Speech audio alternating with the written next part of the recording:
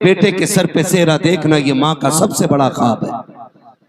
घर में चांद सी दुल्हन लाना ये माँ का बहुत बड़ा ख्वाब होता है।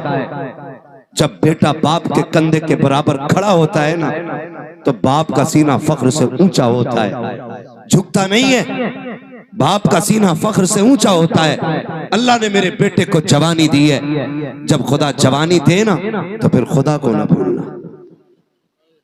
क्या करना है? खुदा को नहीं भूलना है, यही असल है।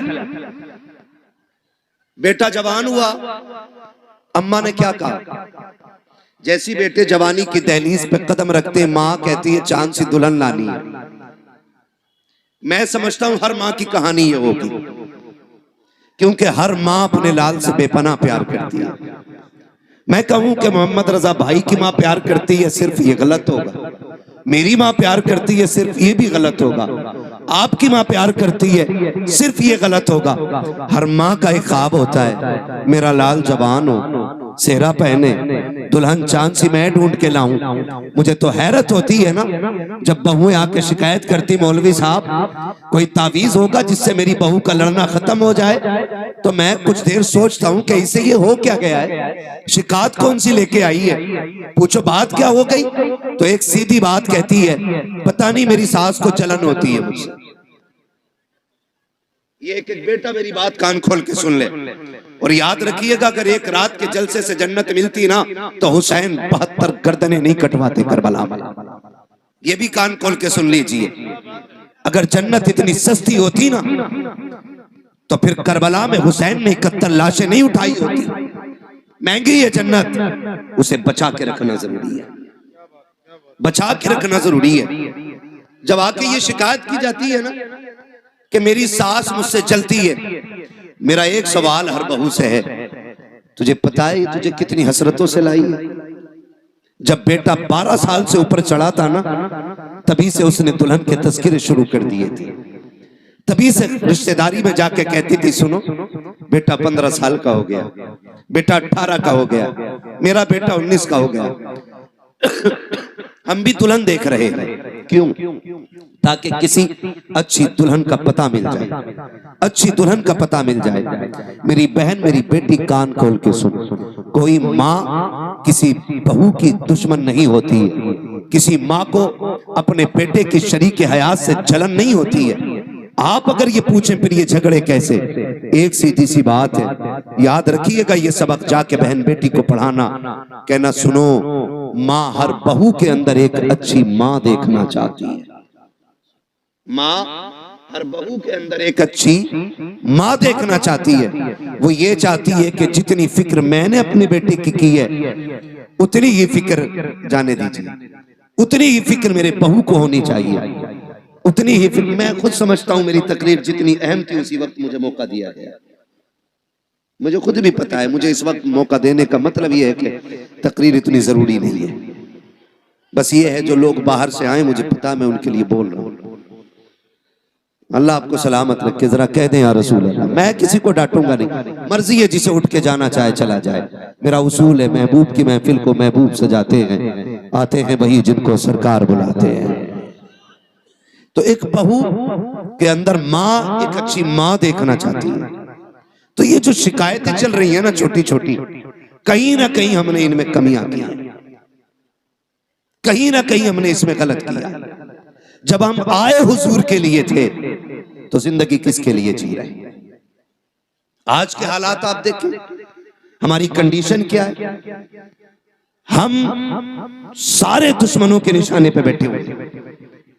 आज सारी इस्लाम दुश्मन ताकतें मुत्तहिद हो गई हैं, और सबका एक ही मिशन है, मुसलमानों को मिटाया जाए, इस्लाम खत्म किया जाए। मैं कसम खा के कह सकता हूं, सुबह कयामत तक ना मुसलमान मिट सकता है और ना ही इस्लाम मिट सकता है। इसलिए कि इस इस्लाम की बुनियाद इस उम्मत को मेरे नबी ने बनाया है, और इस दीन की हिफाजत मेरा खुदा कर रहा है। फानूस बन के जिसकी हिफाजत हवा करे, वो शम्मा क्या बुझे जिसे रोशन खुदा करे। तो ये दीन मिट नहीं सकता है, लेकिन आपको होशियार होने की जरूरत है, आपको होश में आने की जरूरत है। आपको होश के नाखून लेने की जरूरत है। कितनी कितनी तेजी के साथ बेटियां मुर्तद हो रही हैं। आपके बरेली सबसे आगे इस लिस्ट में है कि सबसे ज्यादा अगर दीन छोड़ा है तो आपके बरेली की बेटियों ने दीन छोड़ा है। मैं खुल के कह रहा हूं, क्या किया हमने उनके लिए, कितनी तहरीकें चलाई, कितनी तंजीमें बनाई, कितनी कमेटियां बेटियों की हिफाजत के लिए बनाई गई। मुझे बताया जाए, बस जितनी देर खबर आती है बेटी फलां की भाग गई, उतनी देर गुस्सा आता है, उतनी देर प्लानिंग होती है। अगला सूरज निकला फिर वही बेढंगी चाल। कौन बचाएगा इन बेटियों को आकर के? क्या फिर से उमर इब्न खत्ताब को आना है? क्या फिर से शेर खुदा को आना है?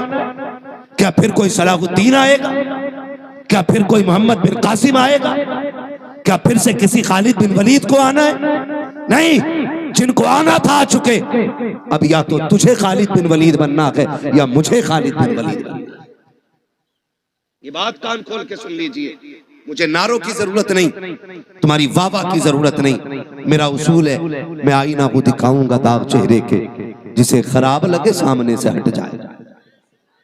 हमें फैसले करने पड़ेंगे, हमें जजमेंट लेना पड़ेगा, यहां बैठ करके ये इत्तेफाक राय करना पड़ेगा कि बेटियों को बचाना कैसे। किसी की एक गई, एक के जाने से कोई फर्क नहीं पड़ता है। लाखों भी चली जाएं तो इस्लाम को फर्क नहीं पड़ता है, इसलिए कि इस्लाम शान वाला था, शान वाला है और शान वाला। तकलीफ कब होती है? जब वो किसी गैर के बिस्तर पे बैठ के कहती है मैं अब्दुर्रहमान की बेटी हूं, मेरा नाम फातिमा है, तब दिल धड़कना छोड़ देता है। तब जी में आता है ये नाम लेने से पहले इसकी जबान कट क्यों नहीं गई। हमें सोचना पड़ेगा हम कर क्या रहे हैं। आबादी कम है हमारी, तादाद कम है हमारी, मुझे बताओ पैसा कम है हमारे पास। हमारे पास जितना पैसा आया हमने या तो प्लॉट खरीदे या होटल बनाए या हमने बिजनेस आगे बढ़ाया, लेकिन कौम के फ्यूचर के बारे में किसी ने नहीं सोचा। मुखालफत नहीं करता मोहम्मद रजा भाई, हर बस्ती में कई कई मदरसे हैं, होने चाहिए, हर इलाके में खानकाह है, होनी चाहिए।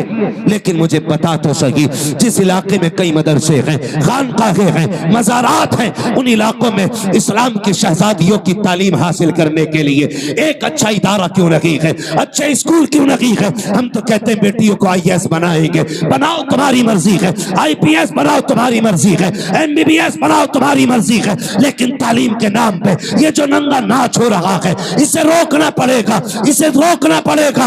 ये रुकेगा कैसे? खुदा की कसम, जिस तरह तुमने मदरसों के लिए चंदे किए हैं, मज़ारों के लिए चंदे किए हैं, इसी तरह कौम की बेटियों के लिए स्कूलों के लिए चंदे करो और ऐसे स्कूल बनाओ जिसमें पढ़ने वाली भी बेटी हो, पढ़ाने वाली भी बेटी। ये कौन बनाएगा? ये कौन बनाएगा? क्या कोई आएगा? और नहीं, मैं सच कहता हूं, 3 चीजों से बेटियां हमारे हाथ से गई।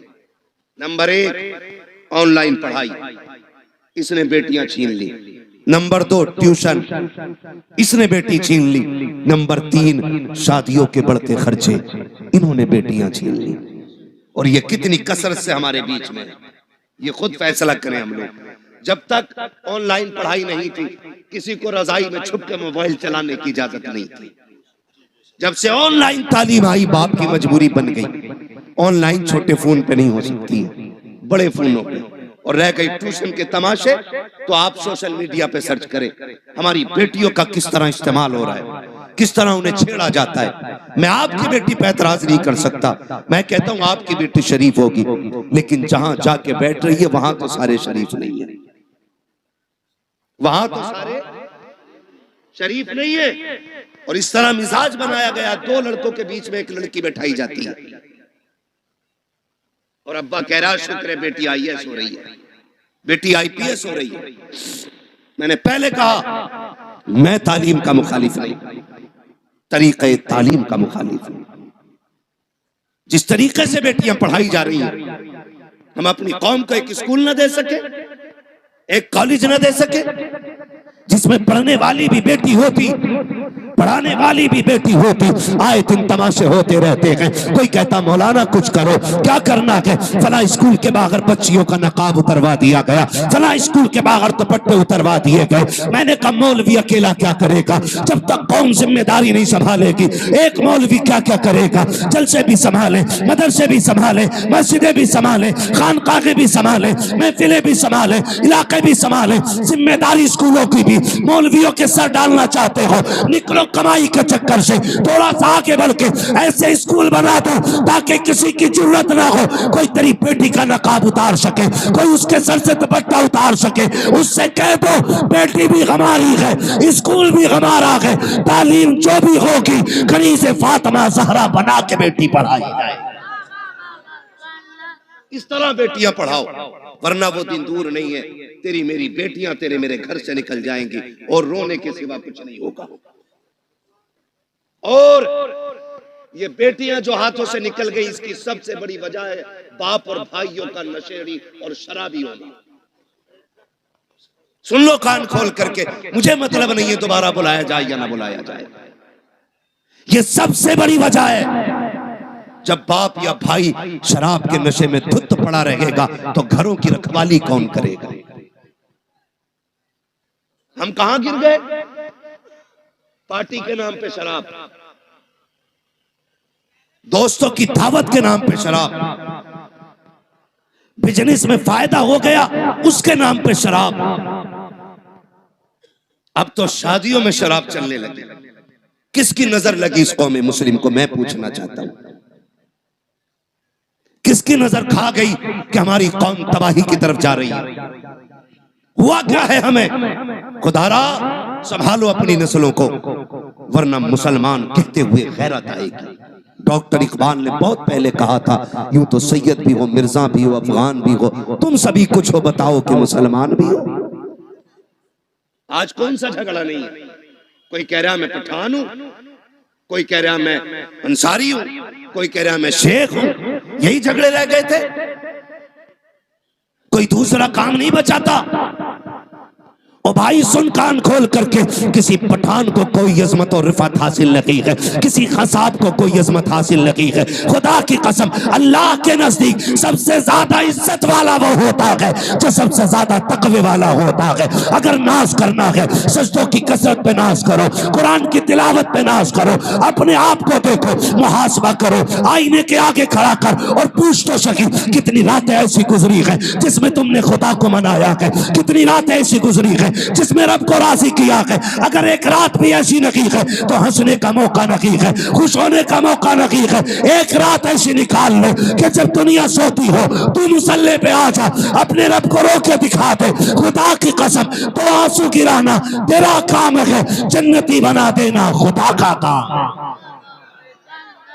लेकिन हम तो डांस भी करते तो नात के नाम पे, शादियों के नाम पे शराबें। कह रहा हमें पढ़ाता, कह रहा मौलवी साहब तुम्हें नहीं पता है बियर में नशा नहीं होता, एनर्जी ड्रिंक है वो, आग लगे तेरी एनर्जी में। अगर ताकत लेनी है तो वो खजूर खा जो हुजूर के मदीने से आई हो। हाँ, इससे ज्यादा ताकत शराब। इन्होंने हमारी कौम का बेड़ा गर्क कर दिया। नौजवान अक्सर इधर जा रहे, खुदारा निकले इन चीजों से। शराब मेरे नबी ने हराम कही तो हराम है, मानते हो कि नहीं? शराब, शराब इतनी जोर से कहो कि जो पीते हो उन तक आवाज पहुंचे। शराब, शराब। और जिस चीज को मेरे नबी ने ठुकरा दिया, कोई माई का लाल उसे हमारे होठों तक नहीं ला सकता है। हाँ, हुजूर के गुलाम हम आज जबान कह रहा बियरी तो है, मार दिए एक दो गिलास बेड़ा गर्क हो जाएगा, कोई मसला नहीं ना बेटे ना। वो इसलिए कह रहे बेटे, वो देख रहे, तुमसे कोई तकलीफ नहीं है भाई, तुम बैठो बैठो। हाँ, तवज्जो है सारे लोगों की। बेटे नहीं लिया तो तू तक कर ले, मैं कर। तवज्जो है ना सारे लोगों की? शराब डूब गए इसमें जाकर के। याद रखिएगा, शराब पीने वाला ना अच्छा शोहर हो सकता है, ना अच्छा बाप हो सकता है, ना अच्छा भाई हो सकता है, ना अच्छा बेटा हो सकता है। और याद रखिएगा, मुआशरे की एक बीमारी का नाम शराबी है। इतनी बुरी चीज, जो शराब पीता है उसके घर की इज्जत महफूज नहीं रहती, उसके घर की बहन बेटियां बाहया नहीं होती। अगर किसी को घर की इज्जत को आग लगाना हो तो शौक से शराब पिए जाके। आखिरत का अजाब अलग बात है, मैं दुनिया के अजाब बता रहा हूं। तो कभी भी शराब के करीब नहीं जाएंगे इंशाअल्लाह, शराब के करीब नहीं जाएंगे।